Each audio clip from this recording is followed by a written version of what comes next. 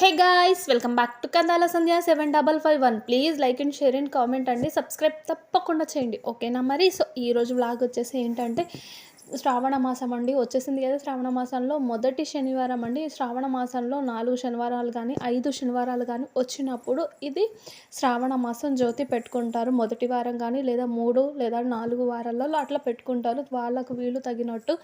సరే, పెట్టుకుంటే అనేకమైనటువంటి శుభ ఫలితాలు ఆ ఇంట్లో కలుగుతాయని ఒక ప్రగాఢ నమ్మకం అండి. సో ఇదైతే మా అత్తయ్య వాళ్ళ ఇంట్లో ఇలా డెకరేషన్ చేశారు. వాళ్ళు ఈ మొదటి శనివారం పెట్టుకున్నారు జ్యోతి.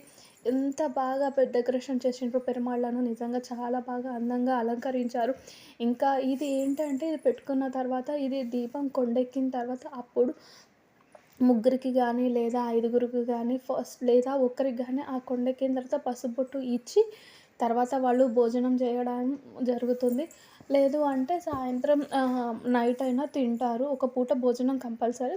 వీళ్ళు వాళ్ళ ఓపికను బట్టి లేదా ఒక పూట టిఫిన్ అట్లా చేయొచ్చు. కాకపోతే దీంట్లో ఏంటి అనంటే, ఈ జ్యోతి పెట్టిన తర్వాత కొండెక్కిన తర్వాతనే మనం తినాలి. అప్పటి వరకు మనం తినొద్దు. అది కూడా ఒకరికి పసుపు బొట్టిచ్చి అట్లా అనేక రకమైన శుభ ఫలితాలు మన ఇంట్లో కలుగుతాయని అందరూ ఇది జీ దీపం పెట్టుకుంటారు. ఇది అనేకమైనటువంటి శుభ ఫలితాలను గెలుస్తారు. కానీ పెరుమాళ్ళని ఎంత బాగా అలంకరించిందో మా అత్తయ్య, చాలా ఓపికగా కూర్చొని చాలా బాగా అలంకరించారు.